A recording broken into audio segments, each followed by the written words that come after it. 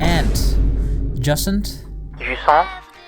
However the fuck you want to pronounce it, it's whatever. We're not here to talk about the pronunciation of the game. We're here to talk about the game itself.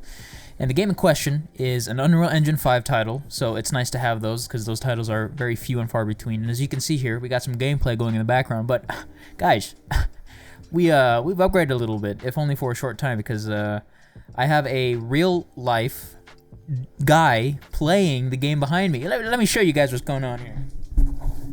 So this is the guy that I'm talking about, because he's only here to play games for me. That's about it. But otherwise, this is the guy. He's playing the game right now behind me. Little setup upgrade that I've got. I own a white man now. So we're moving up in the world. Jusant is the game that I want to talk about. I think it's a fantastic game. The biggest thing for me about Jusant is that it's very minimal in how the game was developed. There aren't really any voice lines. There are certain sounds the main character makes. This climbing dude right here. They make sounds, but that's about it. They just kind of like, yeah, kind of like situation, and it doesn't need voice lines is the thing. The game does not need voice lines. It does not need interaction between characters. It's a very minimally designed game, and I think it's great. I came across Jusant when I was scrolling through Game Pass. I wanted to see what Big Daddy Microsoft had put on Game Pass for the new month, and it was Jusant was on there, and I thought, you know what, I want to see what it's about. I searched up a few YouTube videos, and I found a few of them praising the game. It's pretty good. I saw a Digital Foundry video talking about the technical capabilities of the technical aspect of the game, and it's an Unreal Engine 5 title. It makes use of the bigger parts of the Unreal Engine 5 suite of technological tools, if you will. But still, even in spite of the fact that it is using Unreal Engine 5, a lot of the game's beauty, of course, is artistically driven. So the artists, the game artists, have gone in and done a really just a bang-up job in making this game look the way it does, and it looks great. The one thing when I started up the game, and after watching Digital Foundry's video, the one thing that I kind of noticed, like right off the bat, is that the game basically has a lack of textures. A lot of the detail that you see in the game is from Unreal Engine 5's Nanite, which is essentially a virtualized geometry system that Unreal Engine 5 has, which in essence, it allows for an incredible amount of geometry and polygons on screen. So things that look round will look round, no shit, but they won't have like little edges that you would normally see from like games that have lesser amounts of geometry. Geometry just looks pristine. It looks very crisp. Another thing that the game uses is Unreal Engine 5's lighting system called Lumen, which is, it has a software and a hardware variant. The game, I believe, uses the software variant because it's more performant, even though it is less accurate. But in spite of it being less accurate, the artists have done a great job in placing the lights in different places, and of course, making the game look the way it does via, of course, their artistic hand and their input, and of course, utilizing Unreal Engine 5's fantastic Lumen lighting system. And alongside Lumen and Nanite, the game also makes use of Unreal Engine 5's virtual shadow map system, which essentially allows for every single piece of geometry that you see on screen, they will have a shadow. You want to be able to ground these things to the scene. In short, the visual presentation for Jusant is just absolutely incredible. It is stunning, it is beautiful, it is an utterly gorgeous game, for lack of better words and of other synonyms, if you will. I would say that for Jusant, the visual aspect of the game tells 25% of the story, because there are paintings that you can kind of unlock and go see. There are also, of course, the environments, which is basically, the foundation of the game, because the game it's very climbing centric. You have to climb. That's the main game system, is that you just climb walls and you climb different shit and you go atop a tower to find out like what happened to a civilization that has evidently disappeared. Visual storytelling, 25%. The other 25% is through actual like text storytelling and actual expose, and this is through notes that you find within the game, just like this note right here. Fantastic timing. This is why I have a white guy. This is why you should get your own white guy now, because they can play games for you. I'm just kidding, guys.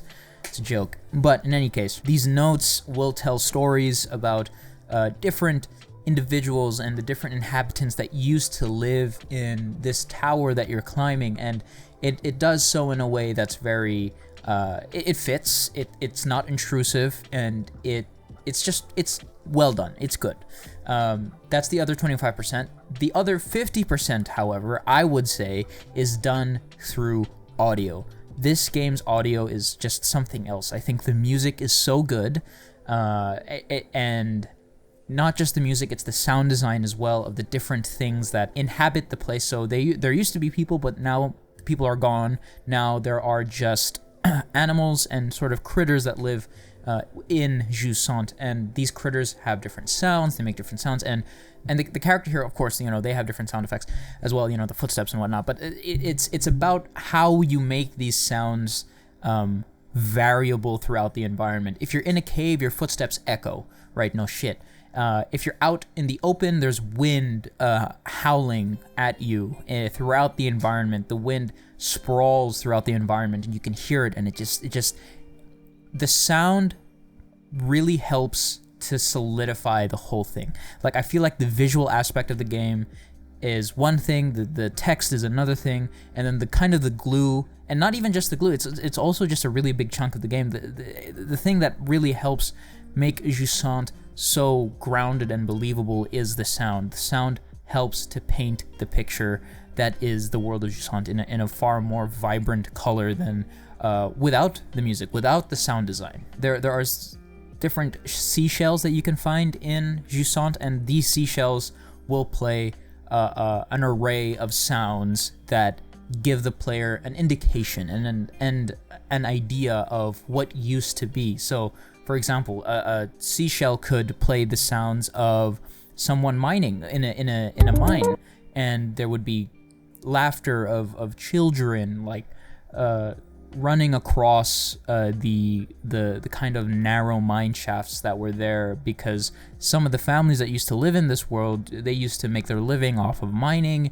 and they would have their families go into the mines and just play around in kind of the mine area. Is it safe for kids? Absolutely not, but it's a video game, so who knows if it's safe? Who knows if it's not safe? Whatever. The game is just, it's so very impactful without the flair of a like wondrous kind of story, or without the flair of different side characters that the player gets to meet, or without the flair of voice acting, even though voice acting is a very integral part of storytelling.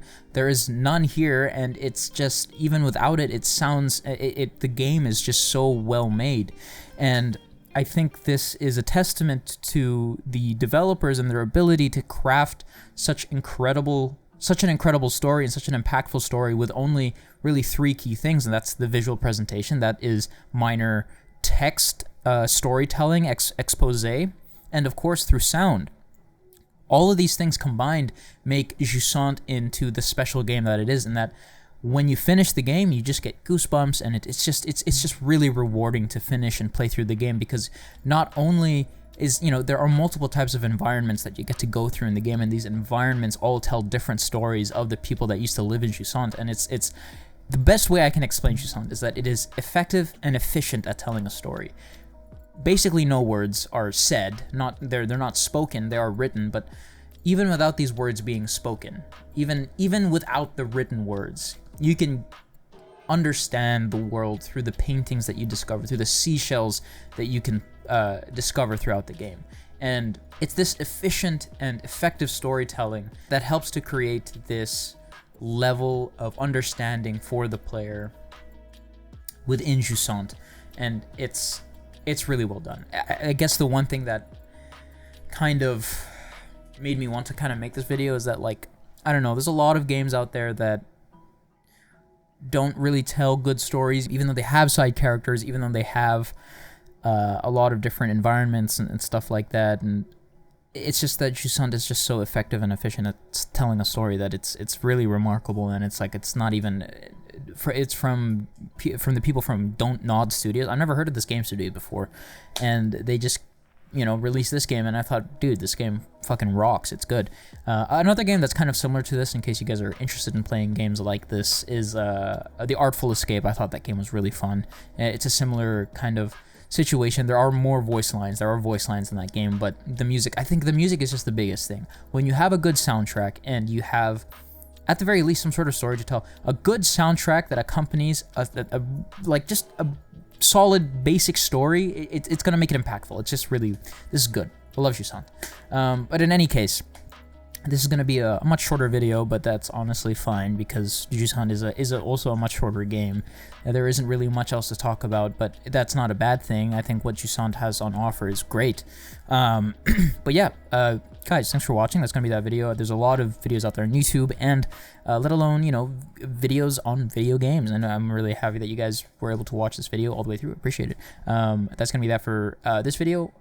Please, I stream, so watch. Thanks. Also subscribe if you feel like it. If you don't, whatever, don't. But the goal, 500 subs. Once I hit 500 subs, I'm gonna be playing. I'm gonna live stream me playing League of Legends in a maid outfit with a.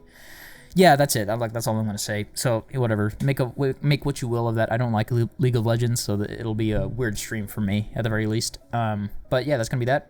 Catch you guys in the next stream. See ya. Have a good one. And here's a goodbye from my white man.